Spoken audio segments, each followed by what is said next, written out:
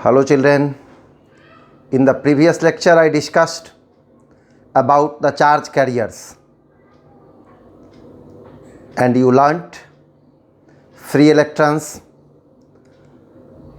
ions positive and negative, and holes are treated as charge carriers. So whenever they move, charge will start flowing with them. Today I am going to discuss about types of electric current. In the previous lecture you also learnt the definition of electric current, its SI unit, average current and instantaneous current. And today I just start the lecture with conventional current and electronic current. So see what are conventional current and electric current. Conventional current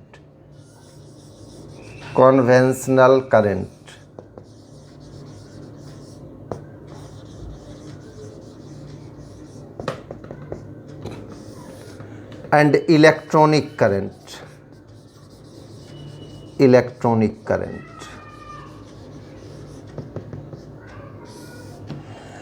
Earlier it was considered that electric current is constituted due to the flow of positive charges, and later on it was decided that electric current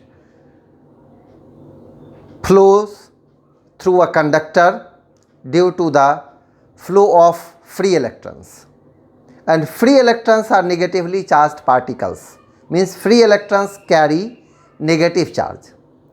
So now it is considered that in a conductor free electrons flow, and the flow of free electrons constitute electric current. So in conventional current you have to understand that the direction of this current is opposite to the direction of flow of free electrons, because conventional current was the concept related to the flow of positive charge. So here you just have to write and understand that conventional current, it is in the direction opposite to that of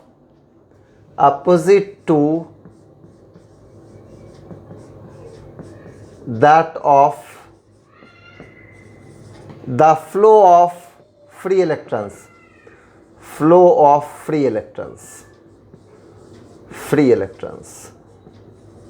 And free electrons are negatively charged particles.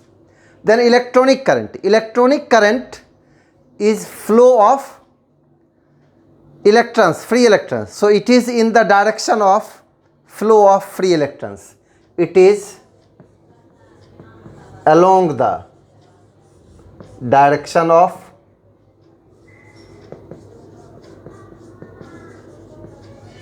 flow of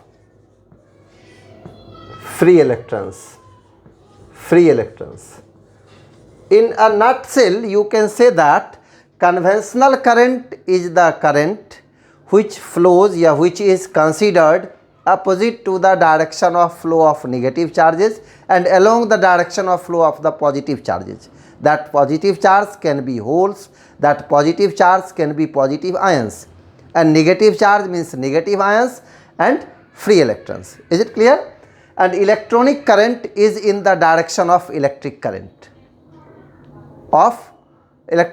caused due to the propagation due to the flow of the free electrons. Okay, so conventional current, electronic current. But whenever you are asked about the current without writing any proper information, whether it is conventional or electronic, you have to understand that it is a conventional current. So still we are representing the direction of current as the direction of conventional current, and this is the reason that we always take the direction of current opposite to the direction of flow of electrons or negative charges. Is it clear? So this is conventional current and electronic current, right? Now after knowing about these conventional and electronic current, you have to understand types of electric current. types of electric current. Means electric current can be of how many types? So this electric current is of two types generally. First is direct current, and second is alternating current.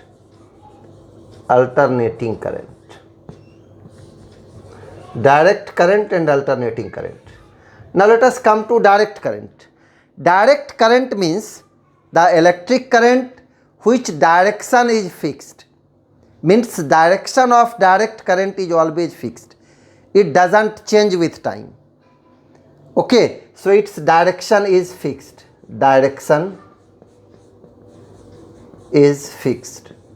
But its magnitude can remain constant, magnitude can vary. So this direct current is also divided into two parts. First is called steady current,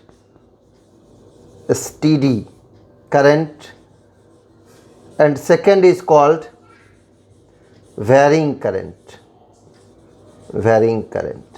This direct current is written as DC also, and the alternating current is written as AC also. You can write AC with capital A and capital C if it is the first word of the sentence, and if it is the word between different words in a sentence, then it should be written with a small a and small c. Same is the way to write DC also. If you will start writing direct current as the first word of the sentence, then this will be written with capital D, otherwise it will be written with a small d and c. So direct current and alternating current. Alternating current, its magnitude changes continuously. Means it cannot be a constant, it cannot be a steady. Its magnitude changes continuously, and direction changes periodically.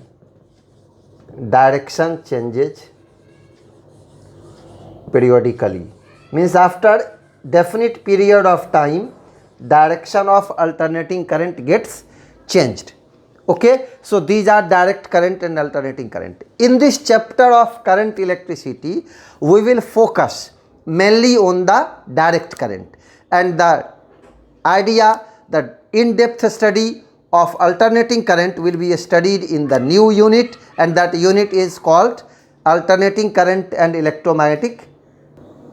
Okay, so after having the idea of alternating current and direct current, now I will discuss about the process of conduction through a conductor. Means how does conduction take place through a conductor?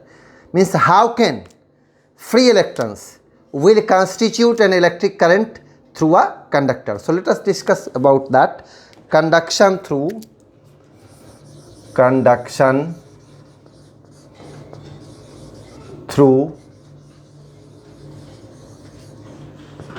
conductor. Conduction through a conductor.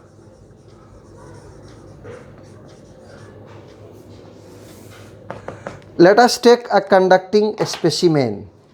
Suppose this is a conducting specimen.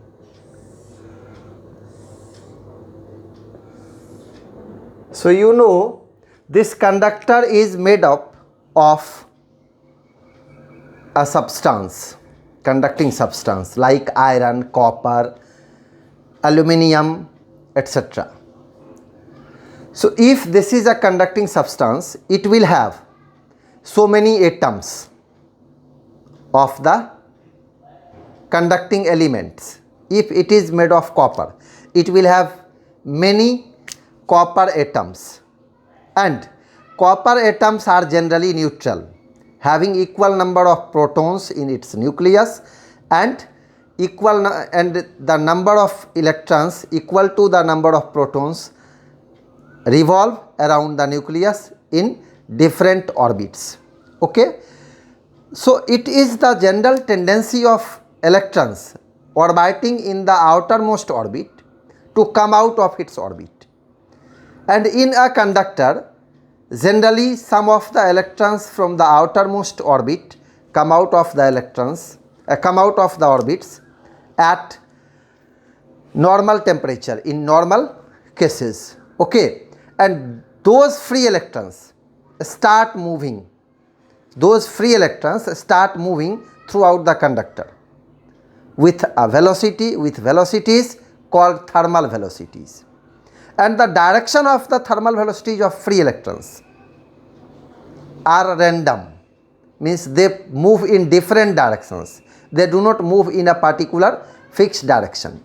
And during the motion, the free electrons collide with the copper ions which left the free electron. Okay, they also collide with each other.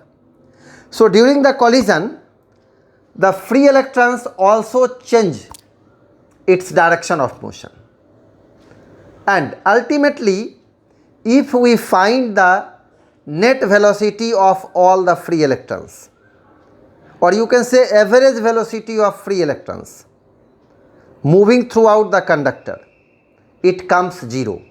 Means there is no net flow of negative charge or positive charge through a conductor at normal temperature, and if it is free to a potential difference.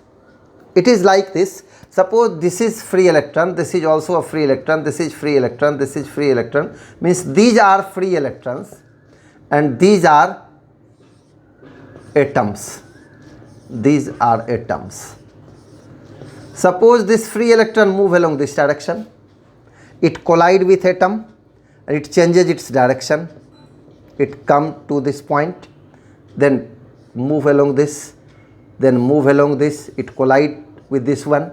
In the same way, different free electrons move in different directions, and then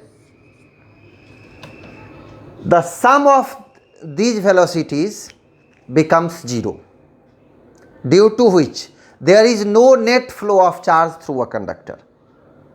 And this is the reason that if you will connect a bulb to a conducting wire without connecting the wire to a source of EMF, bulb will not glow. Although free electrons are moving throughout the conductor without connecting it to a source of EMF. Okay, so here one thing should be clear to you, that these free electrons are moving with thermal velocities. The velocities are called thermal velocities because the free electrons are acquiring energy from the heat of the surrounding. So they are having kinetic energy due to at the cost of thermal energy. Hence the velocity with which free electrons move, with which free electrons are in random motion, is called thermal velocity. So average thermal velocity is 0. Suppose V1 is the thermal velocity of a free electron, V2 is thermal velocity of other free electron, V3 is thermal velocity of the third free electron, and Vn with the thermal velocity of the nth free electron. Then the sum of these by total number of free electrons n is 0. Means average thermal velocity of free electrons through a conductor is 0. And due to this, there is no flow of current. Now what will happen? Suppose this is the conductor and free electrons are in random motion, and if you will connect this conducting specimen to a source of EMF, suppose you have caused a potential difference across this conductor, then what will happen? If you will cause a potential difference across the conducting specimen, this is positive and this is negative terminal, then this end of the conductor will become positive and this end of the conductor will become negative. This end is positive means the potential at this end is higher than the potential at this end. Is it clear? And you know, negative charges always flow from low potential to high potential. So as soon as we cause a potential difference across a conductor, all the free electrons which were in random motion and negatively charged start accelerating, start moving from negative to positive charge. means all the free electrons will start moving from negative to the positive charge. Free electrons will be moving from negative to positive charge. Is it clear? So these free electrons are moving from negative to positive end of the conductor under the effect of this external potential difference caused across its ends. And due to this, there is a net flow of charge from negative end to the positive end of the conductor. And as there is a net flow of charge, so there will be an electric current. Okay? And these free electrons constitute an electric current. As I told you, that electric current means conventional current, and conventional current is always opposite to the direction of flow of free electrons. So the conventional current is constituted in this direction. Conventional current is constituted from positive to negative end of the conductor. The average velocity with which these free electrons move from negative end to the positive end of the conductor under the effect of external source of EMF is called drift velocity of free electrons. Okay? So in the next lecture, I will discuss about drift velocity of free electrons. I will find the expression for drift velocity of free electrons. Okay? And the questions related to drift velocity are asked in board examinations as well as in different competitive examinations. This topic is discussed to you just to understand the way of propagation or flow of free electrons under the effect of the potential difference across the conductor, and this explanation will not directly be asked in examination, but you have to understand all these to understand the drifting of free electrons, and by understanding the drifting of free electrons you will be able to learn the expression, the way of derivation for drift velocity, and that drift velocity will be responsible for electric current. So you will also learn the relation between drift velocity and electric current. Is it clear? Okay, thank you.